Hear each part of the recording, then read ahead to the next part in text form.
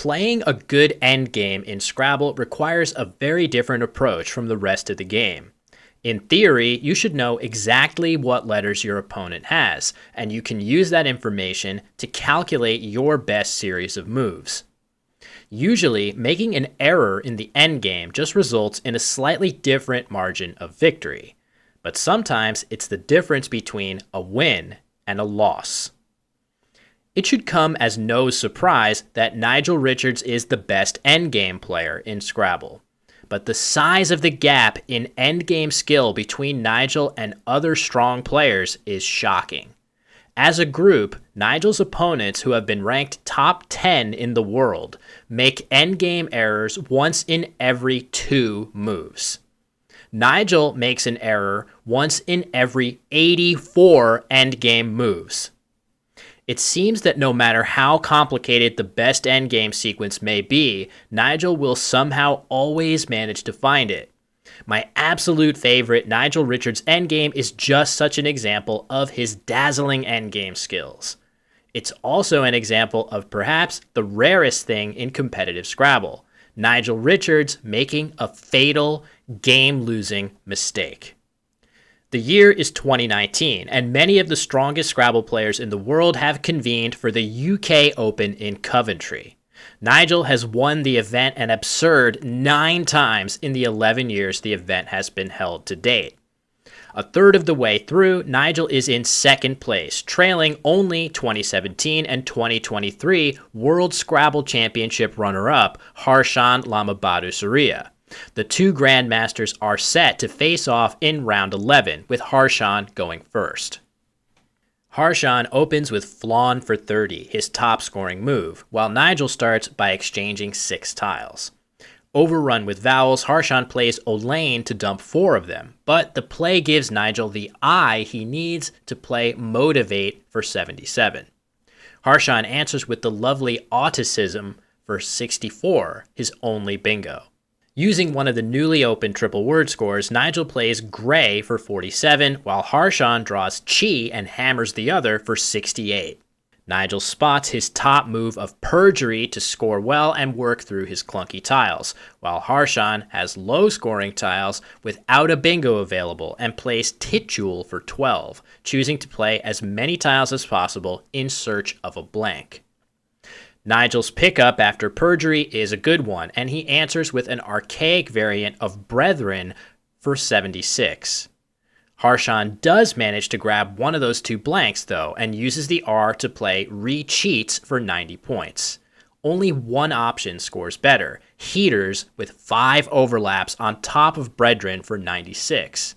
However, that play has its own issues, opening an appealing triple lane to Nigel, as well as making a potentially dangerous spot for the Z to play with Zoe and Or. In this particular case, Heaters would have worked out much better for Harshan, as Nigel plays Unibrows through the open N of Brethren, which Heaters would have blocked. Still, Harshan draws the second blank and plays Gate Legs for 80 to retake a small lead. Speaking of 80, before we get to the best part of this game, if you're enjoying my content, a great way to show appreciation is to subscribe to my channel. With your help, we can get this number down from 90 to 80 and continue to grow Scrabble on YouTube. Back to the game. After Nigel's Mooly and Harshan's Hin, Nigel is in a tough spot. His top scoring move is Zaz and Olaine's for 35, which would put him up by only 4 points. He needs to threaten something heavier, so he instead plays Chard through the H and R already on the board, scoring only 11 points, but setting up his S with Saz at a minimum, and possibly Sadza or Spaza for even more with a D or P draw, respectively. Harshan counters with a brilliant blocking play of Bach for 16.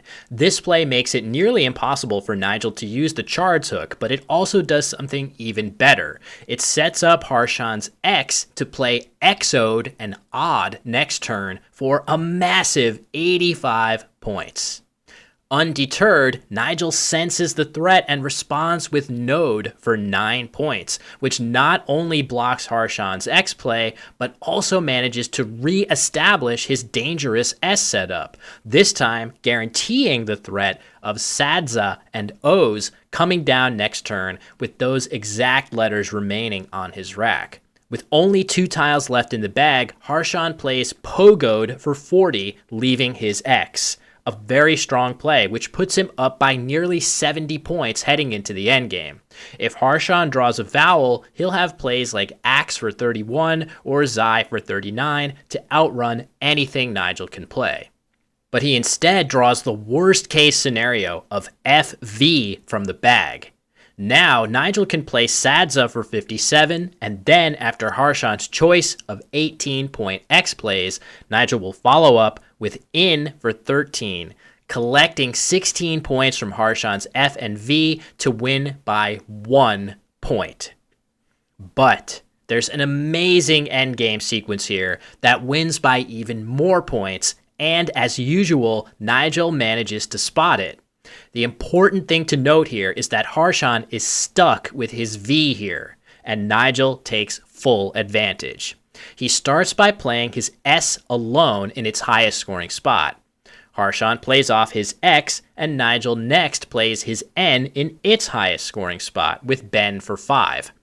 Harshan has 2 equally good spots left to play his F for 10 points and plays F and If, leaving just the unplayable V. At this point, Nigel is still down by 77 points, and his highest scoring move available is Riza for 33, which is nowhere near enough. But this is where the absolute brilliance of Nigel's plan becomes apparent. First, Nigel plays Pi for only 4 points. Without a playable move, Harshan is forced to pass his turn. Nigel then follows up with Pia and Add for 8 points, and again Harshan has no choice but to pass. Although he still trails by 65 points, these 2 endgame moves have set up the enormous final move of Za and Adds for 64 points, bringing Nigel to 469 points to Harshan's 470, but then Nigel collects 8 points from the V and finishes with 477 points, winning the game by 7.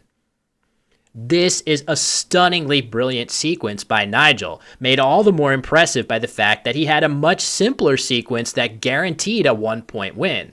But if you can believe it, it's also an exceedingly rare example of Nigel making a game-losing mistake. To show why, let's go back a couple turns before Nigel makes his setup. After Nigel plays Ben for 5, Harshan is down to just FV on his rack. As I mentioned, he has 2 equally good spots to play the F for 10 points. But there's actually a better option for Harshan here. The winning move is to pass his turn back to Nigel, even though he has valid words he can still play. This is a completely legal option for Harshan. The rules state that a player can pass their turn to their opponent at any time for any reason, not just because they have no valid moves available. If Harshan passes, Nigel would still be down huge, and he would be forced to pursue his 64-point Za play. So let's say Nigel plays Pi for 4. Now, Harshan needs to pass his turn a second time. Why? Because if Nigel plays his follow-up move of Pia and Add, setting up his Z, Harshan will finally use the F he's been saving to play Fad, blocking the Z-bomb and securing the win. Once Nigel commits to the approach of creating his giant setup play, if Harshan is able to figure out what he's up to in time, he can simply hold on to his F until it's needed to block the setup. 2-time German Scrabble champion Alex Dings found an even better idea for Nigel in this endgame in his amazing deep dive video into Nigel's greatness. For those interested in Nigel, it's well worth the time, and I'll put a link to his video in the description below. First, Nigel should play his N for just 2 points, blocking both of the good spots for Harshan's X. After Harshan plays his X for only 9 instead, Nigel can now play C, allowing him to continue his ads setup in a way that Harshan cannot block, leading to a 4-point win for Nigel. Of course, in the actual game, the possibility of passing your turn with valid moves available would never occur to most players in a million years. It didn't even occur to Nigel. So, Harshan played his F, giving up his golden opportunity. Nigel cashed his brilliant multi-turn setup play, winning the game by the final score of 477 to 470, and as usual, Nigel went on to win the UK Open for the 10th time in 12 years. I've loved this brilliant endgame ever since I saw it. It's a testament to Nigel's creativity and ability to see possibilities few other players would ever consider. But it's also the rarest of Scrabble events. Nigel Richards making a potentially game-losing blunder. Given what we know about Nigel, one thing is for sure. Don't expect very many future videos with the same theme.